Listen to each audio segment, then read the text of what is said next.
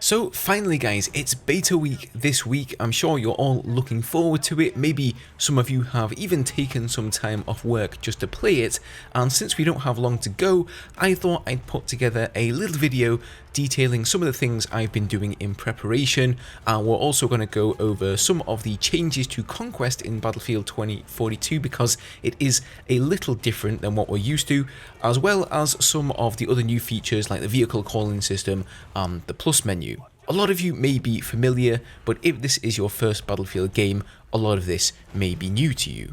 Right, so first up, a bit of light spring cleaning before you even load up the game. So the preload for the beta is live right now, so make sure you've got enough drive space freed up, preferably on an SSD, and go and get it preloaded.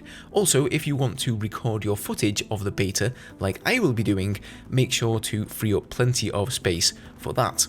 Now, if you're on PC and haven't updated your graphics drivers in a while, I know there are some new ones aimed at the Battlefield 2042 beta, at least for Nvidia cards, so go and install those. Now, I believe Windows 11 is available for installation at the moment. However, I would strongly suggest you don't install that, just in the off chance that it messes up some of your settings and you won't know how to revert them, since with a new version of Windows, they're bound to change things around a bit, and it's kind of like when you go shopping for groceries and everything is in the wrong place. Personally, I just wouldn't take the chance. The next thing I would do if you currently play another Battlefield game is to take note of your current mouse or controller sensitivity, vehicle sensitivity, hotkeys, basically any important settings that you use and can be put directly into Battlefield 2042, because more likely than not, many of those settings will simply carry over. The Keybindings menu was disabled in the alpha test, but I fully expect it to be working in the beta. Now, if you are coming from another FPS like Warzone for example, and you at least want to keep the same mouse sensitivity, I recommend simply measuring your 360-degree turn radius with a ruler on your mousepad, jotting down that measurement, and then using that to roughly dial it in once you get your hands on the Battlefield beta. So in this beta, we will be playing Conquest, the staple game mode for Battlefield. So for those who aren't familiar, in Conquest, each team has a certain amount of tickets or reinforcements, and your team's goal is to drain the enemy team of their tickets. There are two ways to do this. The first is by killing enemy players, reducing the enemy team's tickets by 1 for every player killed, and the second is to capture control sectors. The more sectors your team controls, the faster the enemy team will lose tickets, and once they hit 0 tickets, you win.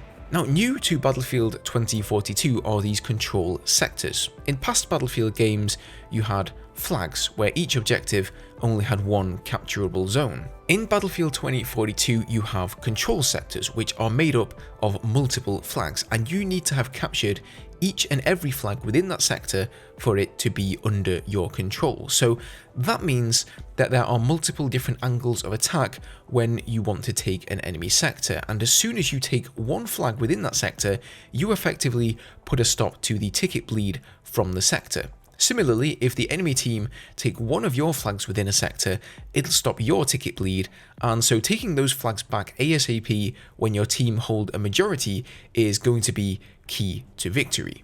Alright, let's move on to gameplay mechanics. So in 2042, auto heal is back. For anyone who has played Battlefield 4 and previous games, you'll be familiar. If you take damage, after a small delay without taking damage, you will start to heal back to full health, but if you take damage again, it will reset that delay timer. Therefore, it's sometimes better to hide and heal back to full health rather than peeking and risking taking a hit which will reset that auto heal timer. Now, one of the global gadgets in 2042 is the medic crate that can be equipped by any specialist, and these function similarly to Battlefield 4. You throw them on the ground, and if you or an allied nearby soldier is low on health, they will start to heal faster than you normally would with the auto heal. However, in 2042, there is a cooldown after you get healed by a medic crate before you can get healed again, so bear that in mind. Then we have the specialist Maria Falk equipped with her specialist gadget, the Syrette pistol. She can inject this into her arm to heal herself directly without any delay, or she can shoot it at teammates to heal them. However, if she should miss her teammate, the charge will not go to waste. It will instead drop onto the ground and can then be picked up and consumed by either yourself or a teammate. In the alpha test, I saw players opting to use this method of self-healing where they would fire the charge at the ground in front of them and then simply run over it to consume the charge, rather than going through the animation of injecting yourself in the arm, which took slightly longer.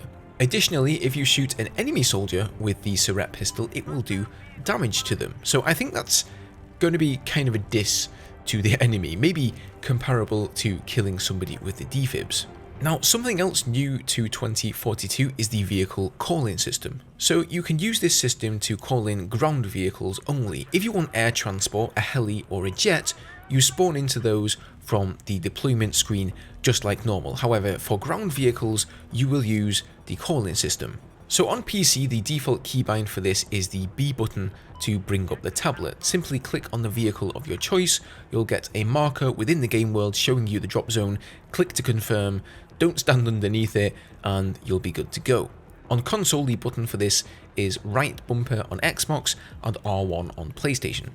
So in Battlefield 2042, it looks like we'll be largely depending on the new plus system to change our weapon attachments on the fly. To do this on PC, you hold the T button down, click the attachments you want to equip, and then release the T button, and boom, job done. For console, it's the left bumper for Xbox or L1 on PlayStation, and whilst holding, you just use the D-pad to select the attachments you like. Last but not least, here are some graphics made by the good folks at DICE for keybindings and controller bindings for your chosen platform, and I will link those down below if you want to get familiarized before the beta begins. So that's it guys, go forth, prepare your devices, prepare your shit buckets, and I will see you guys on the battlefield tomorrow. I cannot wait. Finally, I wanted to thank everybody on the channel for their continued support. The last few months have been going really well, and Battlefield 2042 isn't even out yet, but I couldn't have done it without you guys, so thank you each and every one of you. I just really look forward to the full release so I can get stuck into honing my skills and creating those vehicle guides for you guys. Take care everyone, and I will see you in the beta.